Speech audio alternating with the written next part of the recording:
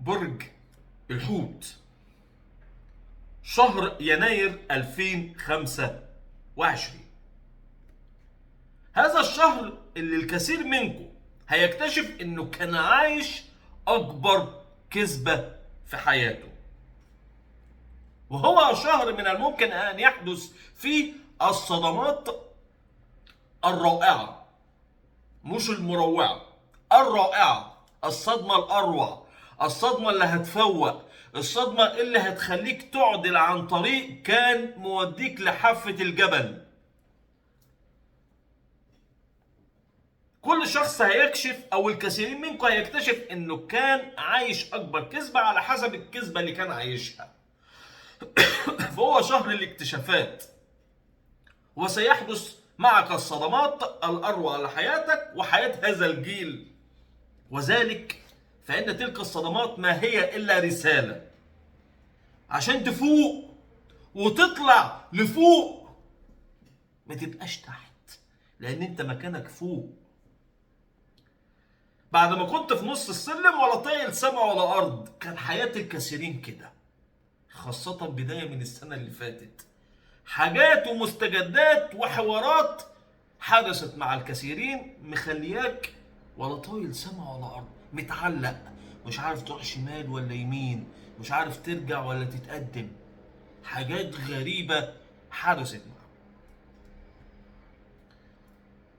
فأنت على أعتاب زلزال داخلي لمشاعرك، حيث هذا الزلزال يحدث الشقوق، وبسببها هتخرج مشاعرك عن السيطرة وشغفك عن السيطرة اللي كان محبوس في دوامة الحياة.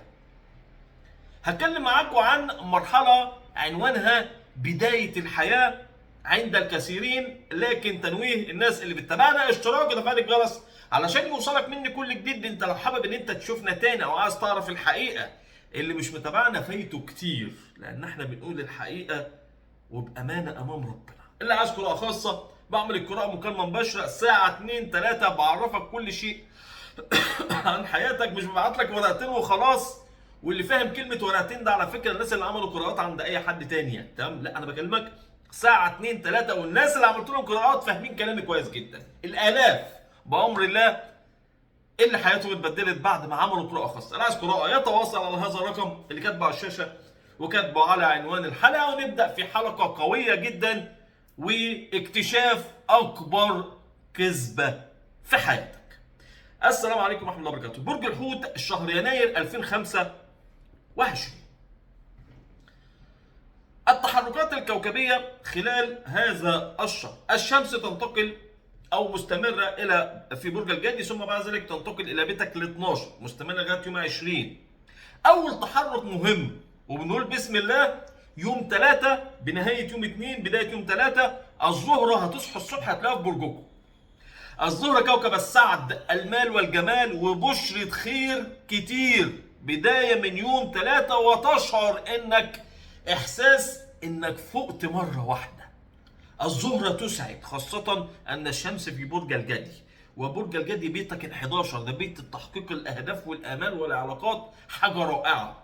وفي الامور ستسير على ما يرام. بداية من يوم 3 الزهرة تنتقل الى بيت شخصيتك، بيت الوجود، بيت بيخليك موجود ويجعل لحياتك احلى مردود. عارف لما تكون واحد مش فايق، يوم واحد ضربه قلمين كده على وشه عشان يفوق، او يرش وشه كده بشويه ميه بارده، ميه ساقعه كده عشان يفوق، هو ده احساسك. تشعر انك كنت في غيبوبه. خلال الفتره تبدا تشوف نفسك. الكثير منكم هيبدا يهتم من نفسه، الكثير منكم هيبدا عنده جزئيه الاعتراض، والاعتراض المباشر، وعدم الرغبه في الاكمال، او ان انت تكمل مع حد، او ان انت تنفذ حاجه كنت ماشي عليها. الوعود الكثيره تبدا تقف او تبدا ان انت تنقضها خلال هذا اليوم او بدايه من هذا اليوم، خاصه الوعود الزائفه. القرارات الحاسمه، فتره مهمه جدا مع حظوظ كبيرة ليس لها مثيل في كل شيء في حياتك. يوم 6 يناير هنا تكتشف، او الكثير منكم يكتشف، انه كان عايش كذبة، واصعب كذبة شافها هذا الجيل. ويوم 6 يناير من الممكن ان تنهي كل شيء صعب في حياتك. فالمريخ ينتقل الى بيتك الخامس، وده بيت الحياة. انا بعتبره بيت الحياة، البيت الخامس بالنسبة لك يمثل العلاقات، ويمثل الشراكات، ويمثل لكم الامور المالية والكسب المالي. فترة من الفترات التي من الممكن، طبعا بسبب ان انت عشت فترات صعبة من سنة فائتة، فالاغلبية او الكثير منكم تعرض لعلاقات صعبة، مواقف صعبة، وعند البعض نصب باسم العلاقة او الصداقة او المشاعر. المريخ يأتي في هذا البيت خلال هذا اليوم، وانت عندك القوة انك تمحى اي حاجة غلط بسبب الزهرة والجدي والشمس اللي في الجدي. يعني الزهرة قبل انتقال المريخ في الزهرة في بيتك الاول تجعلك شجاع السيما، يعني تمام، يجعلك كده قلب قوي ومفيش حد يقدر يقف قدامك، الى جانب الشمس الموجودة برضو مقوية قلبك، موجودة في برج الجدي، وده بيجعل من الداعمين لك، ويجعل من تحقيق احلامك هو الاساس، واي حاجه تانية هتدوس عليها. يعني انت هدفك لحلم حياتك فقط، فهيجعلك اشد قسوه مع البعض. تلك المشاعر هتظهر يوم 6. يوم 6 او بدايه من يوم 6 هو يوم المصير، هو يوم الاكتشافات، عشان تظبط اللي فات. يوم مصيري جدا. يوم 8 تأتي النجدة. تأتي النجدة بانتقال عطارد للشر طارد إلى برج الجدي. برضه هيبقى في تمركز للشمس وعطارد في بيتك ال 11 اللي هو برج الجدي، بيت العلاقات وتحقيق الأهداف والأماني، إلى جانب استمرار الزهرة طبعا في بيتك الأول يعطيك القوة. عطارد هنا يأتي عامل زي كده طارد للي هيكتشفوا المريخ. يوم 6 المريخ هيكتشف لك حاجات، عطارد يوم 8 يطرد. انا بحاول ابسط الفكره، تمام. عطارد ياتي هنا عامل زي الحبس بتاع او ان هو ينقل فيروسات، يكتشف ويضرب ويطرد، بينضف حياتك، بتنضف خلال فتره من الشخصيات او المواقف السامه.